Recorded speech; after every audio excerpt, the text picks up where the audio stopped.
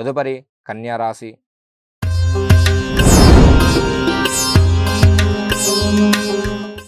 మరి కన్యా రాశి వారికి ప్రతి పనిలో కూడా అభివృద్ధి ఉంటుంది. అనుకున్న విధంగా ముందుకు వెళతారు.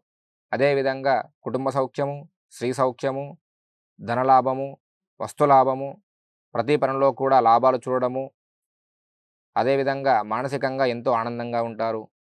తదుపరి తులారాశి.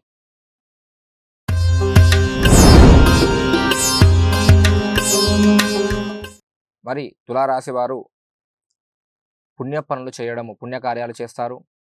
మంచి పేరు ప్రఖ్యాతలు సంపాదించుకుంటారు. ఆరోగ్యం చాలా బాగుంటుంది. మరి స్త్రీ సౌఖ్యము, కుటుంబ సౌఖ్యము, మనశ్శాంతి, స్వస్థల ప్రాప్తి, అన్ని విధాలా కూడా లాభాలే చూసే అవకాశము అధికంగా ఉంది.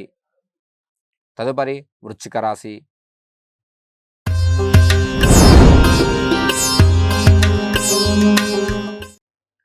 మరి వృశ్చిక రాశి వారికి మనశ్చింత, ధననాశనము, వస్తునాశనము, వ్యవహార నాశనము, అదేవిధంగా అనుకున్న విధంగా ముందుకు వెళ్ళలేకపోవడము, వాత సంబంధిత సమస్యలతోని కొద్దిపాటిగా ఇబ్బందులు ఎదుర్కొంటారు. తదుపరి ధనస్సు రాశి.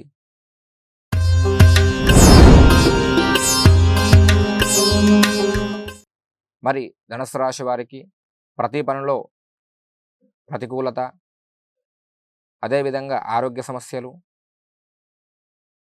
అనుకోకుండా గొడవలకు వెళ్ళి ఇబ్బంది పడడము, మీ యొక్క మాటకు విలువ తగ్గడము, అదేవిధంగా మనశ్చింత, ధన నష్టము, వస్తు నష్టము, కొద్దిపాటిగా ఆరోగ్య సమస్యలు కూడా వచ్చే అవకాశం అధికంగా ఉంది.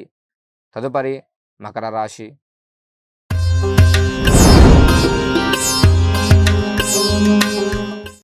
మరి మకర రాశి వారికి స్త్రీ సౌఖ్యము, ప్రతి పనిలో కూడా విజయం సాధిస్తారు. అనుకున్న విధంగా ముందుకు వెళతారు. మానసిక ఆనందం, మీ యొక్క శ్రమకు తగ్గట్టుగా గుర్తింపు రావడము, బంధుమిత్రులు, మీ యొక్క కుటుంబ సభ్యులు కూడా మిమ్మల్ని గౌరవించడము, విందు భోజనం చేసే అవకాశం అధికంగా ఉంది.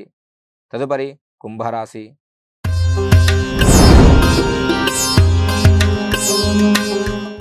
మరి కుంభరాశి వారికి ధన, వస్తు నష్టము, ధన నష్టము, వ్యవహార నష్టము, బంధుమిత్ర వైరము, అకారణంగా గొడవలకు వెళ్ళడము, మానసిక ఆనందం తగ్గడము, అనుకున్న విధంగా ముందుకు వెళ్ళలేకపోవడము, మీ యొక్క గౌరవం అనేది సమాజంలో తగ్గే అవకాశాలు అధికంగా ఉన్నాయి.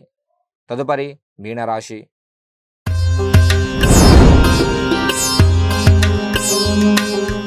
మరి మీనరాశి వారికి నూతన వస్త్ర, ఆభరణ ప్రాప్తి, వస్తు ప్రాప్తి, ధన ప్రాప్తి, మీ యొక్క కులవృత్తులలో అధికంగా లాభించడము, మనశ్శాంతి, మనోల్లాసము, అదేవిధంగా అన్నిట్లా కూడా లాభాలు చేకూడే అవకాశాలు అధికంగా ఉన్నాయి.